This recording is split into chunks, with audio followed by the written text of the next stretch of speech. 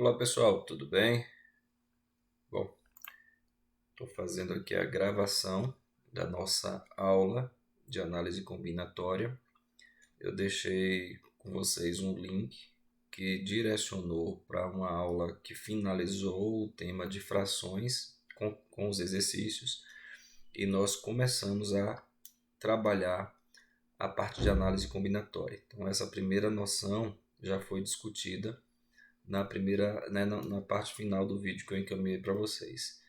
E na aula de ontem eu discuti, né, avancei com o tema de análise combinatória, que é o princípio aqui da contagem, respondendo os demais exemplos. Nós paramos exatamente no exercício 5, e aí ontem eu discuti isso na aula ao vivo e vou retomar aqui só para que a gente não tenha essa lacuna aí nas aulas gravadas, tá bom? É um exercício que envolve, como eu disse, o princípio fundamental da contagem, que é quando você deve escolher algum objeto, e né, normalmente é um objeto só dentro de um grupo, e a gente vai multiplicando as possibilidades que nós temos para cada grupo específico, tá? Nesse caso aqui do exercício, ele coloca para a gente que o examinador, né, ou que o sistema de acesso de uma rede de computadores, o usuário deve cadastrar senhas, tá? Então são senhas aqui com 6 dígitos. E como que são formadas essas senhas, professor? São 2 dígitos numéricos ou algébricos, né?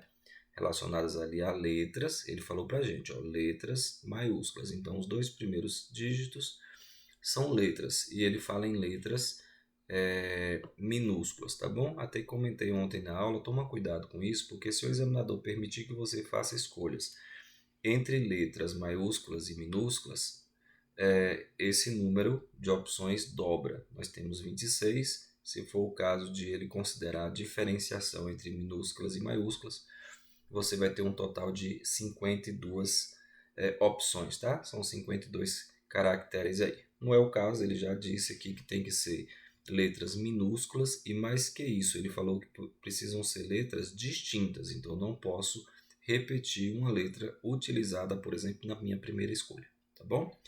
Bom, o restante da senha, no caso aqui os 4 últimos dígitos, deverão ser escolhidos entre o 0 e o 10, né? De 0 ou de 0 a 9, portanto nós temos 10 caracteres, 10 opções, e ele disse que é possível a repetição. Bom, então a partir das informações prestadas aqui nós vamos montar a nossa estrutura da senha. Eu sempre gosto de fazer esse tipo de problema de análise combinatória, né? Sempre desenhando, isso ajuda bastante. Então eu criei aqui, ó, 2 espaços para representar as minhas letras e criei aqui 4 espaços para representar os meus números. Cada espaço desse aqui representa um grupo sobre o qual eu devo fazer uma escolha. Tá certo, professor? Então, tudo bem. Aqui nós temos a divisão. O examinador ele deixou muito claro que os dois primeiros são letras. E aí nós vamos fazer a escolha dessas letras, tá? Essas letras, como ele disse que são letras minúsculas, então para eu poder escolher a primeira letra que ficará aqui no início, ora, eu tenho 26 opções, que são justamente as 26 letras. Caso escolhamos a letra A não pode ser repetida aqui na frente, no meu segundo grupo de escolha, e eu devo escolher uma outra letra. Como me restam aqui 25 opções, já que o A foi excluído, veja, entendam o seguinte, pessoal. Quando eu escolho o A, isso não significa que eu tenho uma opção. Eu tenho 26 opções. Dentre as opções 26, eu escolhi a letra A. Mas poderia ser qualquer uma outra, tá? Mas escolhida a letra A, dentre as opções que eu tenho, ela já não pode ser mais utilizada aqui. Então eu posso escolher a letra B, que não foi eleita na primeira escolha, tá bom? Então, quais são as opções que nós temos para selecionar duas letras minúsculas? 26 vezes 25. Professor, com relação aos números, muito tranquilo. Ó, nós temos 10 caracteres. De 0 a 9 são 10 símbolos. E nós podemos escolher qualquer um? Posso escolher qualquer um. Aqui, ó, no iníciozinho, pode ficar o 0, o 1, o 2, o 3, o 4. Portanto, 10 opções. Como o examinador admitiu a repetição dos números, nós vamos então ter 10 opções aqui, 10 opções aqui, 10 opções. Porque a escolha de um número para cá, vamos imaginar que a gente tem escolhido o 3. Ele pode ser escolhido novamente aqui, tá? Eu posso escolher o 1, aí o 3 pode ser escolhido de novo, o 0. ou uma senha possível AB3130. É uma senha possível. Professor, uma senha, exato. Dentre o total de quantas que eu posso? Quando a gente faz a multiplicação de todos esses valores, de todas as nossas opções, nós vamos chegar exatamente a 6.500.000 senhas possíveis de serem montadas, tá? E aqui eu tenho apenas um exemplo desta quantidade aqui total, tá bom? Então, por isso que o nosso gabarito é a letra E. Fiz também esse exercício bem bacana, envolvendo pintar figuras geométricas. É um problema muito comum na análise combinatória e esse tipo de exercício tem um detalhe fundamental que é essencial na resolução do exercício de maneira mais fácil. Só como assim? Ó, o examinador sugere aqui que a gente deva pintar essa bandeirinha com 5 cores. Ele me fornece aqui as opções. São 5 cores diferentes. E a condição dada é a seguinte: cada região será pintada com uma única cor. Ok. Duas regiões vizinhas que estão ali coladas não podem ter a mesma cor. Bem, então veja só que interessante. Eu até representei aqui quais são as nossas 5 cores. Então, se a gente for pintar logo de cara o primeiro quadradinho, o primeiro espaço aqui da nossa bandeira, digamos que seja este. Para eu pintar esse rapaz, eu tenho 5 opções de cores. Então, eu posso começar aqui com 5 opções. Professor, escolhida uma cor, digamos que tenha sido aqui a cor roxa, né? Foi o que eu conversei ontem. O roxo já não pode ser utilizado neste próximo quadradinho, nesta próxima faixa. Por quê? Porque ele pediu que quadrados, né, ou que espaços, regiões vizinhas, não devem ser pintadas com a mesma cor. Tudo bem, então seria aqui 4 opções. Mas o que eu quero alertar vocês é o seguinte: esse tipo de problema, nós vamos começar. Professor, dá para fazer desse jeito? Começando ali por qualquer região? Dá. Só que algumas regiões elas são bem estratégicas. Então, se eu começo, por exemplo, ali por esta faixa de baixo, eu vou ter alguns problemas para finalizar o exercício. Então, eu nem vou entrar nesse método, eu já vou dar a vocês qual é o caminho, né, mais fácil. E o caminho mais fácil é sempre começar a analisar a figura pela região que tem a maior ou o maior número de vizinhanças. Esse quadradinho aqui, ou essa região, tem esse vizinho, tem esse vizinho e tem esse vizinho. Então, ele tem 3 vizinhanças. Professor, eu devo começar por ele? Sim. Eu disse, não é obrigatório. Você pode começar por qualquer região. Mas, se nós começarmos por esta região que tem maior número de contato com as demais, eu só preciso fazer uma conta. Tá bom? Então, vamos lá. Vamos começar a pintar esse primeiro quadradinho. Como eu tenho 5 opções, não utilizei nenhuma conta, nenhuma cor ainda, é evidente que eu vou ter aqui 5 opções para escolher uma cor. Veja, gente, eu vou escolher uma cor, mas eu tenho 5 opções, tá? Fiquem sempre atentos, às vezes o aluno confunde, o professor não entende bem. Como assim? Por que 5, gente? Porque eu tenho 5 opções. Eu não vou pegar 5 cores e pintar ao mesmo tempo, eu vou escolher uma, tá? Uma só, mas eu tenho 5 opções para escolher essa única cor. Digamos que tenha sido o vermelho. Escolhi o vermelho? Escolhi. O vermelho não pode ser utilizado aqui porque é vizinho, não pode ser utilizado aqui porque é vizinho, não pode ser utilizado aqui porque é vizinho. Tranquilo, professor? Então, vamos lá. Posso agora... Olha, eu já arrumei isso, tá? Essa é uma região que é a que tem maior número de vizinhança, portanto, foi a região que eu já controlei. Para esse próximo quadradinho, eu não posso usar o vermelho, mas posso usar as outras 4 cores. Ah, entendi. Então, aqui eu tenho 4 opções. Isso. Então, veja, essas opções que eu estou marcando aqui, nós vamos multiplicar depois. Princípio multiplicativo. Tranquilo? Só que eu vai escolher aí? Bom, não posso escolher o vermelho, né? Eu vou escolher então o verde. Fechou. Escolhi o verde. Escolhido, ou escolhida a cor verde, a vermelha e a verde já foram utilizadas. Então, neste próximo quadradinho, eu não posso utilizar nem esta, porque faz vizinhança, né? Não posso usar o verde nem o vermelho, porque também faz vizinhança. Então, isso significa, professor, que eu só vou ter 3 opções. Você pode usar, no caso, o roxo, o azul ou o preto. Logo aqui eu tenho 3 opções. Vamos pintar de azul, né? Para a gente ir entendendo isso aqui. Pronto, pintei de azul. Fechou. Vamos para o próximo? Vamos. Agora, repara só. Esse quadradinho, ele está fazendo vizinhança com quem eu pintei de vermelho e com quem eu pintei de azul. Então, o vermelho e o azul não podem ser utilizados aqui, essas cores. Professor, e o verde? Observe que o verde já ficou afastado. Então, a cor verde pode ser utilizada. Então, pensemos o seguinte, eu não posso usar o vermelho e não posso usar o azul. Poderia usar o roxo e o preto. O verde, ele volta para minhas opções, por quê? Porque ele ficou separado dessa região.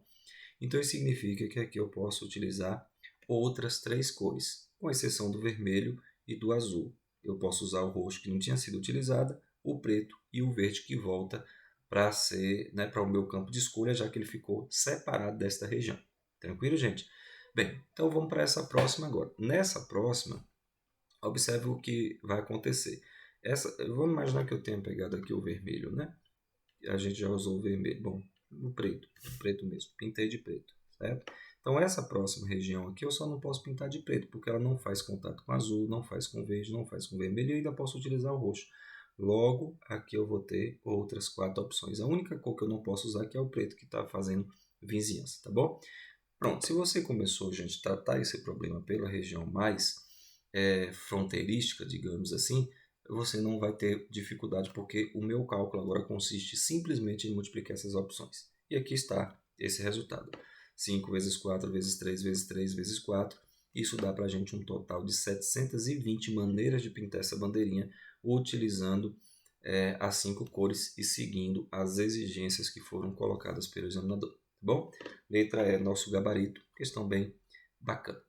E aí eu entrei na ideia do chamado princípio aditivo. Esse princípio aditivo, ele tem alguns problemas de análise combinatória que a gente precisa somar ao invés de multiplicar as opções. Professor, como assim? E quando que eu vou identificar um problema como esse, com essa necessidade de somar?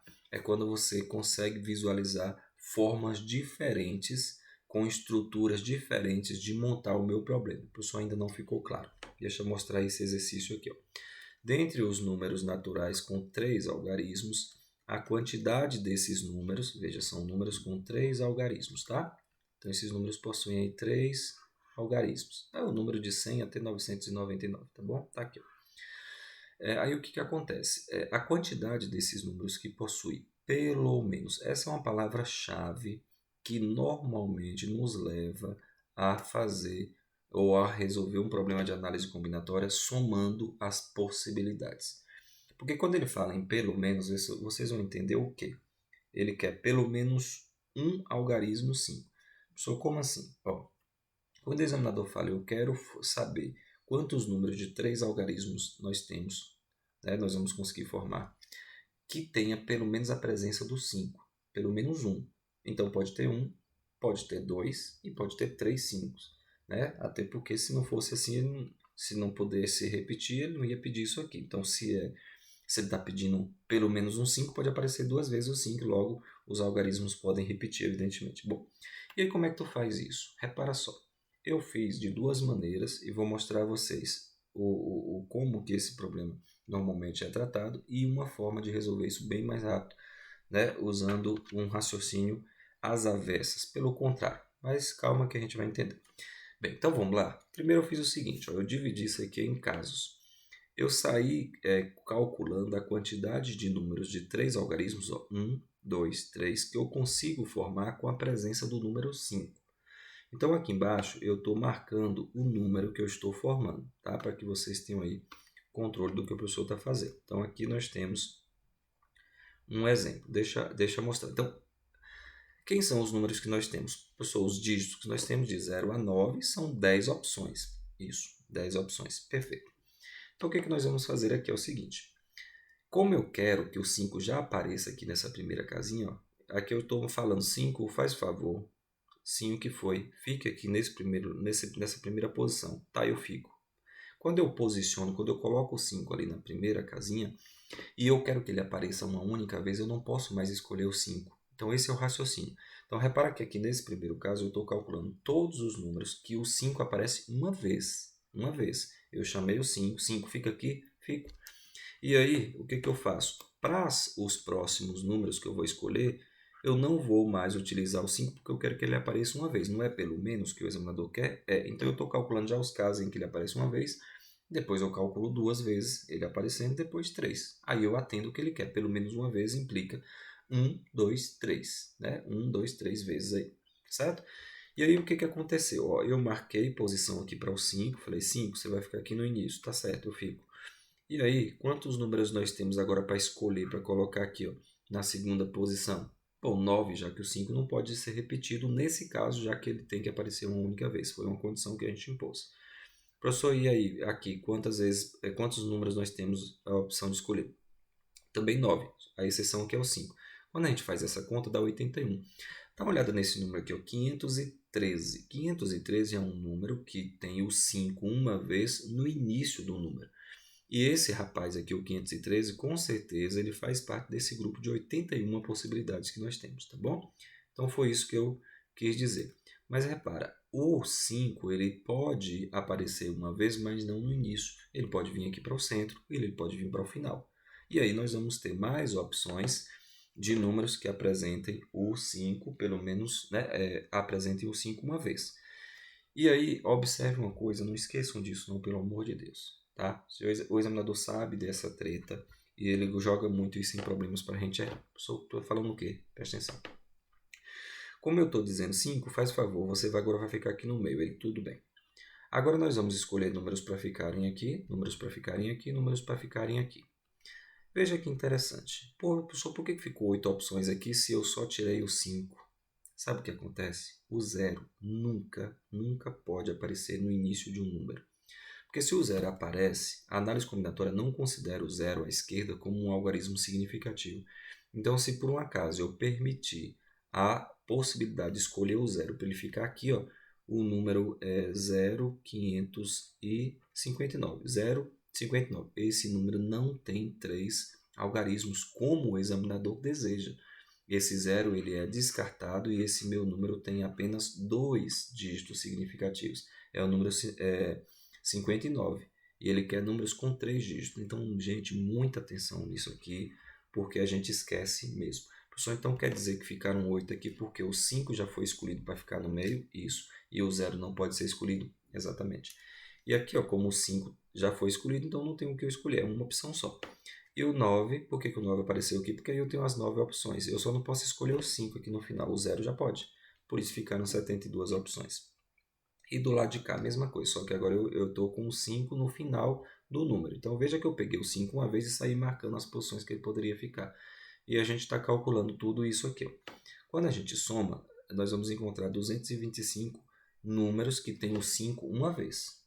Pronto, eu já calculei. O que eu vou fazer agora é o seguinte. E por que eu somo? Porque o 5 pode aparecer no início ou, guarda a ideia de ou, porque ela tem essa ideia aqui tem uma relação muito direta com a soma, tá? Então o 5 pode aparecer no início, ou no meio, ou no fim, por isso que nós somamos. Deu isso. Só que não é o único caso que o 5 pode aparecer. O examinador quer pelo menos. Então, uma vez já foi. Agora duas.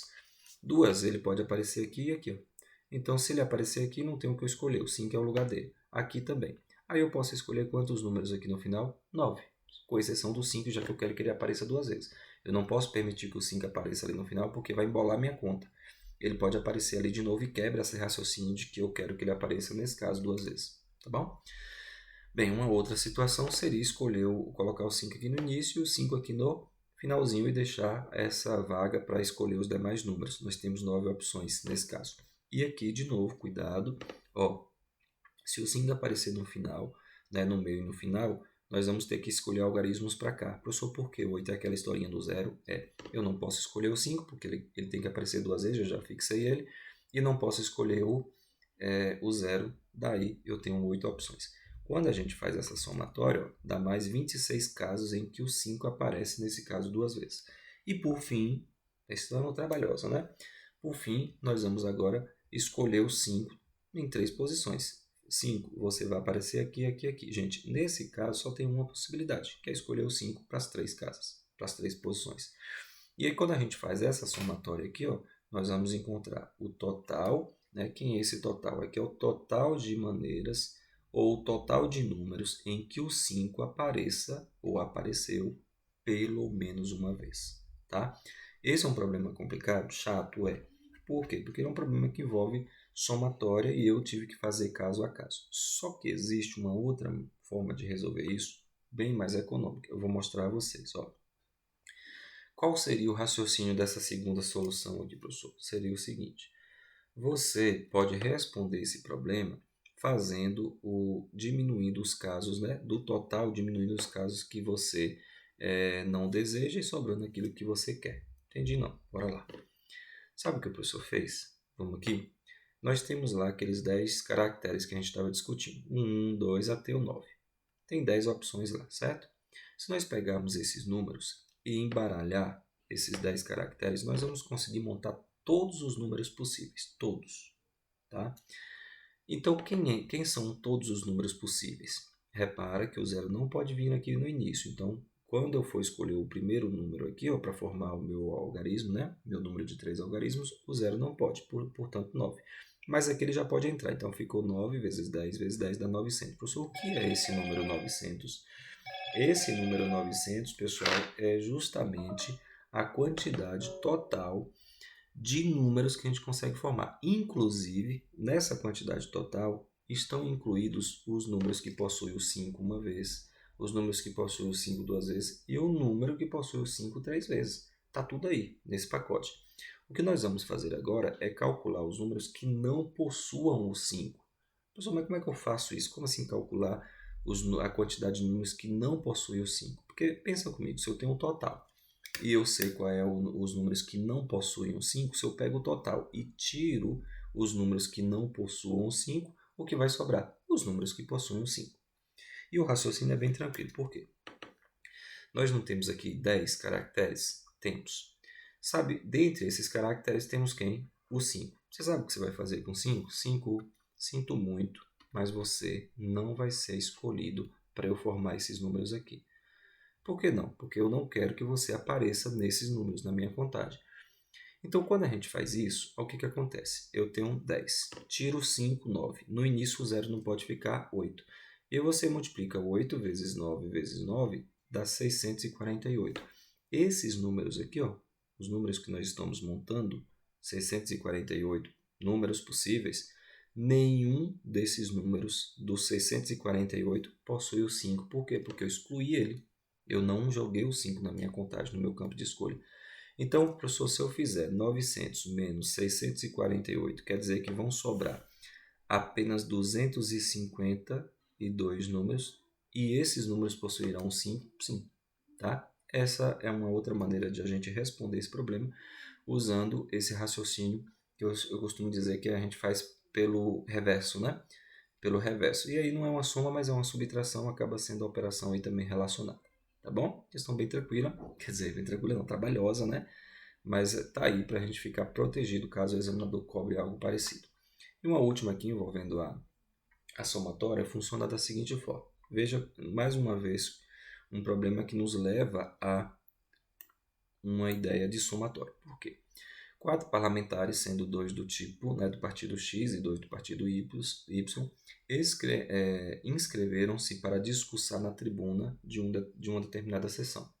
A ordem dos discursos deverá ser determinada de modo que as falas de 2 parlamentares do mesmo partido não ocorra em seguida a outra. Então, não pode o parlamentar X discursar e depois o parlamentar X discursar. É isso que ele falou. Então, o número de maneiras diferentes de estabelecer a ordem dos discursos, respeitando esta condição, é igual a. E aí, o que a gente pensou? A gente tem duas opções, ou começa o parlamentar X, ou começa o parlamentar Y. Estão vendo essa ideia do ou assim, ou assim? Então, como essa ideia do ou está associada à soma, nós temos aqui ó, o parlamentar X. Quantos temos? 2.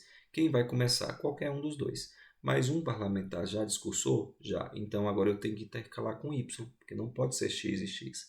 Quantos parlamentares Y? 2. Aí agora vai vir quem? O parlamentar X. Mas como o primeiro já discursou, só sobra o último, né? Que é 1. E a gente tem 4 opções multiplicando isso aqui, tá bom? Do mesmo modo, num raciocínio análogo, a gente pode pensar começando agora com Y. São outros 4 casos. Quando a gente soma isso, dá 8 modos. Então é um problema que quando você identifica uma possibilidade ou outra, essas possibilidades se somam, tá bom? Cuidado com isso, tenta identificar essa noção no enunciado, porque são questões que normalmente a gente faz confusão, mas fiquem atentos aí, certo? Eu vou encerrar aqui essa primeira discussão, na verdade essa aula eu já tinha falado ela ao vivo, acabei fazendo uma revisão, para não criar, como eu disse, essa lacuna. E aí a gente já começa aqui no fatorial no próximo bloquinho, tá bom? Eu espero vocês.